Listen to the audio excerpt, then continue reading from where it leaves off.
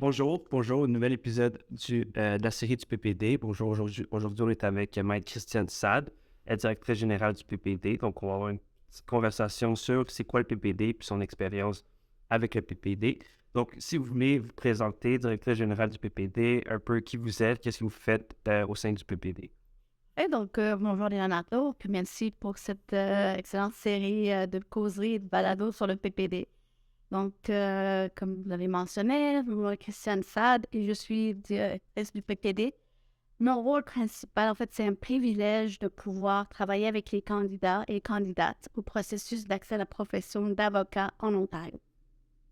Qu'est-ce que ça veut dire? C'est de les accompagner dans la phase transitionnelle entre les études de droit et la profession. Donc, de voir leur succès, de leur donner le plus d'opportunités d'exceller, de s'outiller pour exceller dans la profession, de pouvoir intégrer cette profession, mais particulièrement en tenant compte de la lentille francophone dans le contexte minoritaire en Ontario. Donc, ça, c'est en gros mon rôle. Et personnellement, donc, j'ai fait mes études en common law en français. J'ai fait ce choix-là parce que je trouvais que c'était curieux de faire de la common law et en français. Donc, je trouvais que c'était intéressant comme programme, assez curieux. Et puis, ça m'a ouvert les yeux sur la réalité francophone en Ontario, que je ne connaissais pas. J'ai vécu principalement au Québec et je suis francophone, mais d'immigration. J'ai vécu au Québec, et donc j'ai connu 3 réalités francophones. Et depuis presque 10 ans bientôt, j'ai évolué dans ce milieu francophone ontarien.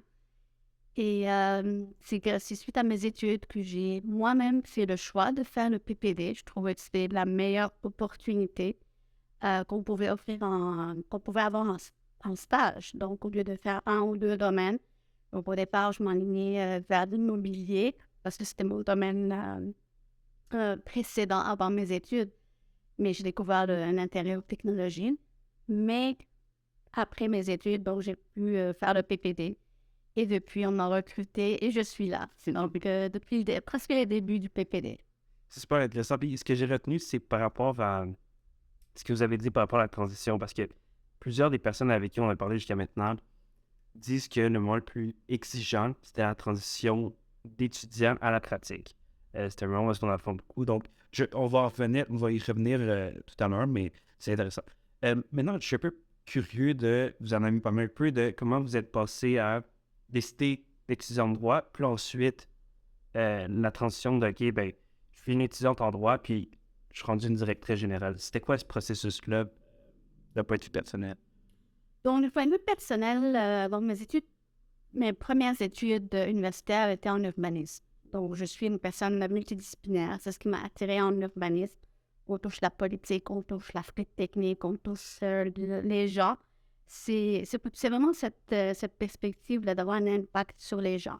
Donc, en urbanisme, le but, c'est d'améliorer la qualité de vie des personnes. Et puis, après avoir obtenu mon diplôme, j'ai travaillé quelques années avec, principalement en gestion du territoire avec des firmes d'arpentage. Notamment, j'ai contribué au projet de rénovation cadastrale au Québec. Donc, je travaillais pendant quelques années dans différents rôles. Et puis, cette rénovation cadastrale a soulevé beaucoup de problèmes, donc peut-être des litiges potentiels au niveau territorial. Et puis, on arrivait à un moment donné où, justement, j'étais curieuse, je voulais en apprendre davantage, puis je voulais contribuer à résoudre certains de ces problèmes. Ça prenait plus d'expertise de plus juridique. Et j'ai commencé à faire quelques études à temps partiel en droit civil. Mais par la suite, j'ai travaillé avec une firme d'arpentage dans la région de l'Outaouais. C'est pour ça que j'ai choisi donc de faire mes études à Ottawa. Et puis c'est ça, parce que j'évoluais déjà dans le monde civiliste. C'est pour ça que j'ai fait le choix de faire mes études en common law. Et c'est donc, comme je mentionnais, donc je travaillais beaucoup dans l'immobilier, donc je comprenais ce domaine-là. Donc, je m'alignais vers ça dans le cadre de mes études. Mais en cours de route, euh, j'ai beaucoup appris sur la vie privée, les technologies. Puis, vous voyez, les technologies, comment devenaient... enfin, il y avait une effervescence au niveau non seulement comment la technologie peut être utilisée dans la profession, mais comment elle la transforme complètement, et ainsi que la société. Et donc, j'ai découvert cet intérêt-là, mais évidemment, il fallait passer par le processus d'accès à la profession. J'ai moi-même fait face à certains obstacles. Bon, j'étais une étudiante nature. Dans certains contextes, je pouvais être considérée comme une personne racialisée. Donc, comme j'ai mentionné, je suis une personne immigrante. Et j'ai fait face à certaines de ces barrières. Et puis, j'ai pu voir comment je pouvais y contribuer dans le cadre du PPD. C'est pour ça que j'ai accepté le poste. Donc, j'ai commencé comme gestionnaire de projet juriste. Et puis, j'ai pris un poste de directrice du volet formation. On s'occupait des modules de formation. Et puis, tranquillement, donc, j'ai ce poste-là de directrice, mais c'est vraiment un travail d'équipe. C'est la collaboration avec l'écosystème francophone en Ontario. C'est les relations que je peux aider à bâtir avec tous les candidats et candidates, avec la profession, avec mes collègues, qui fait vraiment la beauté du travail. Donc, il n'y a pas une journée ennuyante parce qu'on a toujours un impact à la fois sur l'avenir des futurs juristes. Et puis, c'est ça qui qui m'anime dans ce que je fais. C'est cette différence que je vois. Je vois l'évolution de ces candidats qui arrivent dans cette période de transition avec peut-être des obstacles, avec des défis, des insécurités. Et puis, comment je peux, avec l'équipe, les accompagner pour surmonter ces obstacles, puis avoir une plus de flèches à leur arc et les ailes, le vent dans leurs ailes. Puis OK, fait que je veux continuer à parler de ça, justement, de comment, selon vous, le PPD permet justement de s'envoler. C'est quoi que vous voyez les candidats, quand ils arrivent, ont besoin peut-être plus d'aide, puis comment vous répondez à ces besoins-là des candidats? Donc, au fur et à mesure que le PPD a évolué, donc au départ, on se rappelle, le PPD a été instauré pour répondre à une pénurie de stages. Donc, il nous manquait de stages, on avait plus de diplômés, voilà, on a une option. Mais maintenant, on célèbre bientôt le 10e anniversaire du PPD. Donc, d'un projet pilote, je pense que c'était un succès de voir qu'il est encore présent après 10 ans. Ceci étant dit, on a essayé plusieurs formules. Donc, au départ, le PPD visait les personnes en contexte minoritaire, les personnes marginalisées, la justice sociale, qui étaient vraiment en besoin. On avait une pénurie, toujours une pénurie d'avocats, de juristes francophones qui sont en mesure de comprendre les clients francophones puis de les servir de A à Z, donc à travers tout le processus, peu importe lequel, que ce soit une transaction ou un contexte plus litigieux. Il y a toujours cette pénurie-là. Donc, le PPD était dans ce contexte-là. Toutefois, au fur et à mesure qu'on travaillait avec les candidats, on mettait les candidats et candidates au cœur de notre offre de service. Et on a une approche holistique, plus intégrée au processus d'accès à la profession. Donc oui, en premier lieu, les candidats sont intéressés à acquérir les compétences, ils veulent trouver un stage, ils peuvent trouver un emploi. Mais au-delà de ces éléments-là, on a identifié les éléments qui peuvent constituer un obstacle. Ça peut être parce qu'ils ont peut-être certaines lacunes au niveau peut-être académique, au niveau peut-être de certaines compétences. On travaille avec eux. Donc, si c'est des compétences linguistiques, on va aller les appuyer par des ateliers. On va aller les appuyer par le coaching. Donc, on offre des séances de coaching pour les candidats qui en ont besoin, dépendamment du type de besoin qu'on a identifié. Au niveau des compétences linguistiques, juridiques, donc évidemment, le PPD vise à développer ses compétences parce que c'est une exigence des barreaux. Mais on vient chercher l'ensemble des compétences qui, oui, pour passer cette étape-là, mais dans quelques mois, dans 1 an, quelles sont les compétences qui vont les rendre plus compétitifs? Exceller. Et c'est ça qu'on intègre. Donc, je reviens à l'approche intégrée aux relations avec les candidats et candidates. Et donc, on identifie donc des éléments d'action qui permettent justement, donc j'ai mentionné les compétences, j'ai mentionné aussi le relationnel. Intégrer la profession, c'est aussi important. Donc, qu'on soit francophone d'origine ou d'adoption, parce qu'on a aussi des francophiles qui choisissent le PPD pour améliorer leur français.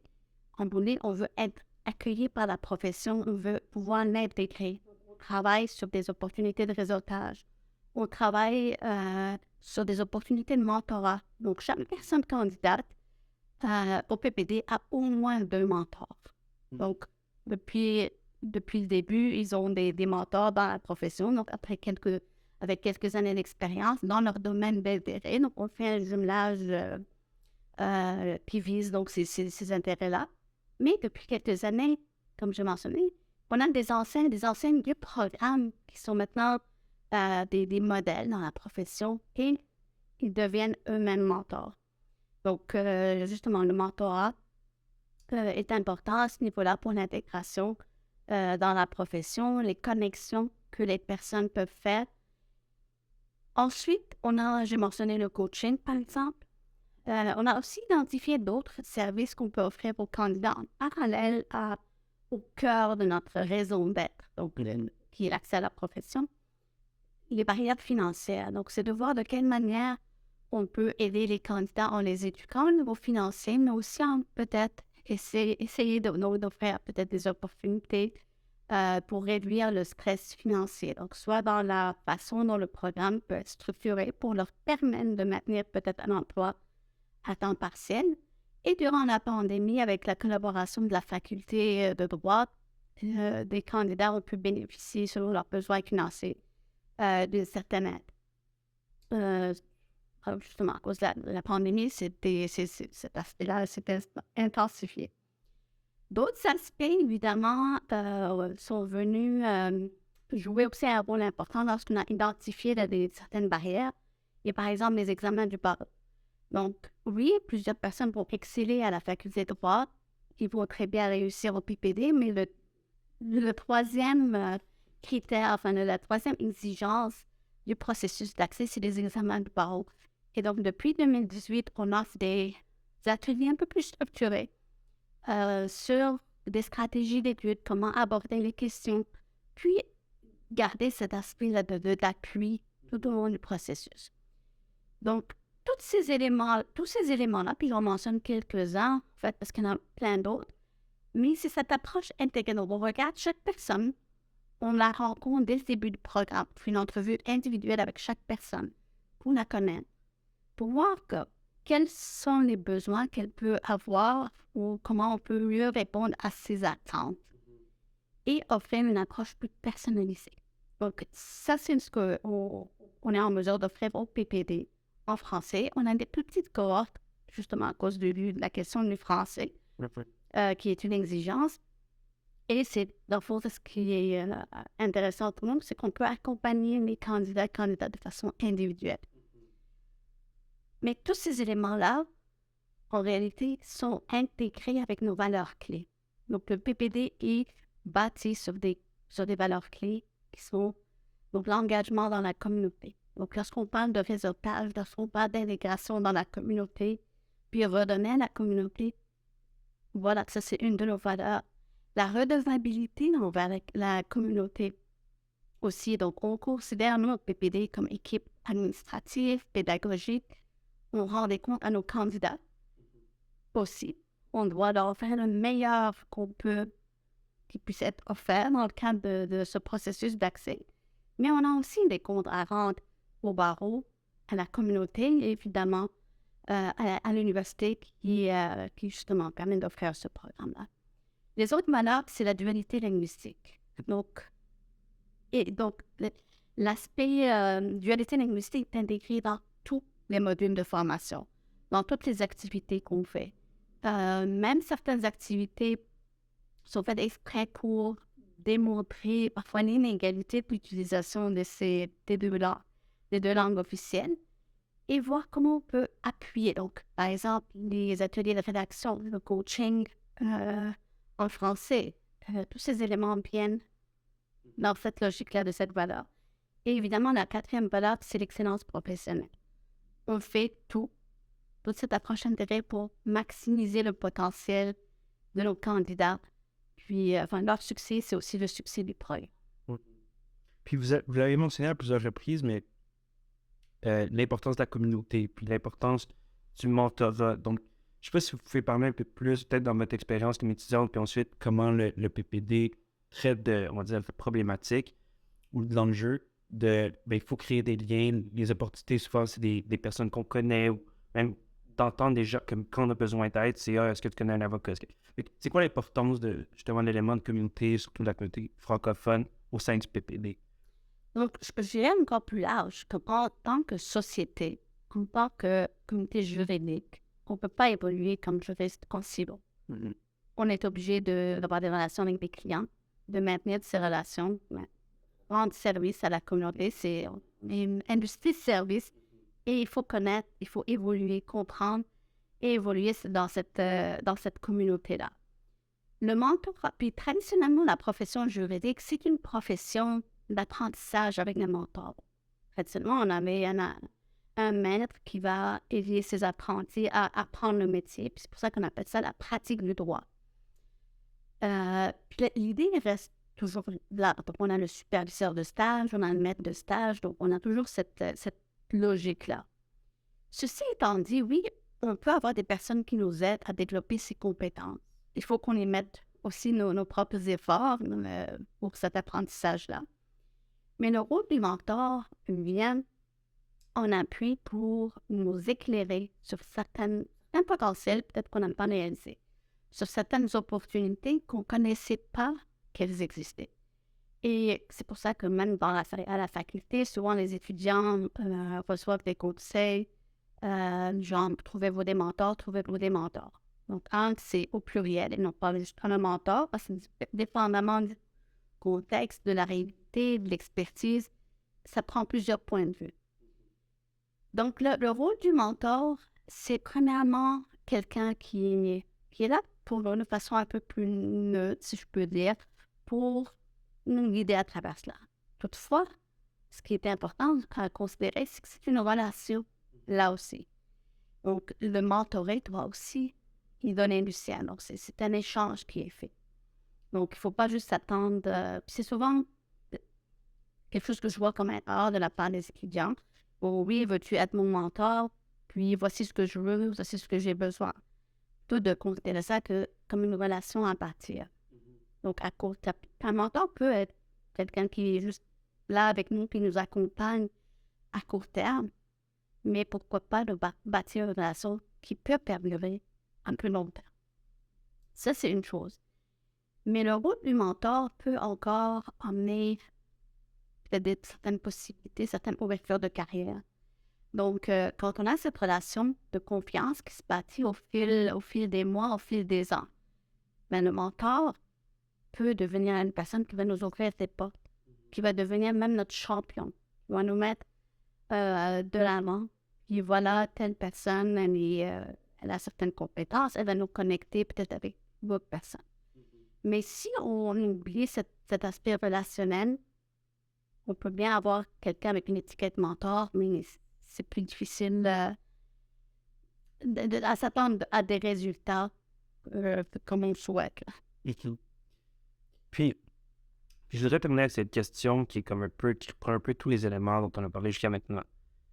On a parlé du fait que parfois on est un peu perdu, on a des obstacles, puis on est un peu dans le vide. Donc, il y a des étudiants en deuxième, troisième année qui se demandent qu'est-ce que je fais. La course au stage ne m'intéresse pas tant, je ne sais pas trop ce que je veux faire, quoi que ce soit. Qu'est-ce que vous diriez à ces étudiants-là qui sont peut-être un peu perdus ou un peu conçus par rapport à la quantité d'informations qu'ils reçoivent? Donc, évidemment, on est bombardé d'informations. Puis, dans la profession, ce ne sera pas plus simple. Évidemment, avec quelques années d'expérience, on réussit à mieux identifier ce qui nous intéresse, puis en essayant. Donc, il faut essayer. Ne pas avoir peur d'expérimenter. Puis, quand on est étudiant, c'est vraiment les meilleures occasions de pouvoir s'offrir pour nos services, être curieux, démontrer cette curiosité. Comment on fait? De quoi a l'air votre journée? Est-ce que je peux vous accompagner pour une journée pour voir de quoi ça a l'air vraiment une journée dans la vie d'un avocat en droit criminel? Donc, ça, c'est quelque chose qu'on a le privilège de faire dans le cadre du PPD. Je ramène ça un peu sur le PPD où, justement, les personnes ont l'occasion de voir de quoi ça a l'air dans la pratique dans plusieurs domaines. Donc, plusieurs étudiants arrivent passionnés du droit criminel, mais quand ils passent 2 semaines en droit criminel au PPD, ils réalisent que c'est pas pour eux, parce que c'est pas facile comme domaine. Donc, le litige, la même chose, puis ils vont découvrir d'autres intérêts. Mais tant qu'ils n'ont pas essayé, ils ne peuvent pas le savoir. Donc, pour répondre à votre question, aux étudiants, donc, de ne pas hésiter à identifier les opportunités d'engagement. Donc, est-ce que je peux intégrer un comité pour voir comment ça se passe, même pour quelques semaines? S'il y a des possibilités de stage non payés, que ce soit privé ou non, pendant quelques jours, pendant quelques semaines, est-ce que je peux faire un peu de recherche dans ce domaine-là? Est-ce que je peux aider quelqu'un, un avocat d'expérience? Donc, ça permet d'explorer certains domaines. Évidemment, c'est aussi crucial que chaque personne puisse faire un bon exercice d'auto-réflexion. Donc, de vraiment se connaître. Puis, évidemment, quand on est étudiant, on est influencé par nos amis, nos collègues, de ce qu'on pense. Et une carrière juridique réussie selon les images qui nous sont projetées, selon les discours, selon les personnes qu'on rencontre. Mais en bout de ligne, une carrière réussie, une carrière dans laquelle on est épanoui, c'est la mode. Et si on ne se connaît pas, qu'est-ce qui nous plaît, qu'est-ce qui ne nous plaît pas, quel est le milieu dans lequel on va être le plus résilient, dans le milieu dans lequel on va exceller. On est peut-être très attiré par le litige, mais si on n'aime pas un milieu confrontationnel, c'est peut-être pas l'idéal, c'est peut-être pas la place où on va être nous-mêmes et pouvoir exceller. Donc, c'est de connaître, de prendre ce temps-là, de réfléchir à l'apprentissage qu'on a fait. Par exemple, au PPD, à chaque prochaine 2 semaines, les candidats doivent réfléchir sur certaines questions. Ça peut être une question sur qu'est-ce qu'on a appris au niveau compétences ou technologie, mais il y a aussi des questions de réflexion plus approfondies qui viennent chercher vraiment nos valeurs, qui viennent nous permettre de mieux nous connaître dans les différents contextes auxquels on a été confrontés ou les domaines dans lesquels qu'on a explorés là, dans les dernières semaines. Donc, ces moments de réflexion permettent une prise de conscience qui est très importante pour les étudiants, pour les juristes, peu importe l'étape où on est dans notre parcours professionnel. L'autre peut-être conseil que je pourrais donner, c'est ne pas avoir peur de faire une erreur. Évidemment, on va gérer nos risques là, au niveau des erreurs. C'est pas comme tout est pardonné, là, on va faire attention. Mais de ne pas avoir peur d'essayer quelque chose, de sortir de notre zone de confort, d'essayer quelque chose qui nous rend inconfortable. On vit dans une société où on veut toujours être à l'aise, il n'y a pas de problème, il n'y a pas de conflit. La réalité est qu'on va être confronté à des conflits, on va être dans des situations où on ne fait pas faire un manque de respect, on va faire face à des difficultés. Puis c'est ces expériences-là qui vont nous permettre de maintenir notre résilience et de pouvoir s'adapter et d'être flexible à travers les années. Ça, c'est aussi important. Puis, donc, ne pas hésiter de faire des erreurs, puis c'est le moment d'apprendre. Puis la dernière chose, c'est vraiment on a ce privilège aujourd'hui de ne plus avoir la vision d'avoir une carrière linéaire. Avant, les choix étaient plus difficiles à voir. On avait le choix traditionnel ou le chemin traditionnel. On est étudiant, on est stagiaire, on est avocat dans ce cabinet. Après quelques années, on devient associé. Et puis voilà, des fois, on peut changer de façon latérale ou dans un autre domaine. Mais aujourd'hui, les opportunités sont inouïes. Donc, moi, je considère que je n'ai pas une carrière linéaire. Oui, je fais du juridique, mais je fais aussi autre chose. Je fais de l'éducation, j'enseigne, je fais d'autres activités, je fais de la consultation. Donc, aller chercher nos intérêts, puis comment on peut les intégrer dans notre quotidien. Puis le finding thing, après quelques années, c'est pas grave de changer. Mais si on n'a pas bâti notre flexibilité, notre capacité d'adaptation et être en mesure d'apprendre relativement vite ou d'avoir ce réseau de mentors ou de personnes en appui, ça peut être plus difficile. Je vous remercie beaucoup, c'était super intéressant. Puis je pense qu'on a une meilleure idée du PPD puisque le PPDA. Donc, je vous invite à aller voir nos autres épisodes. Puis, à la prochaine. Mais merci beaucoup.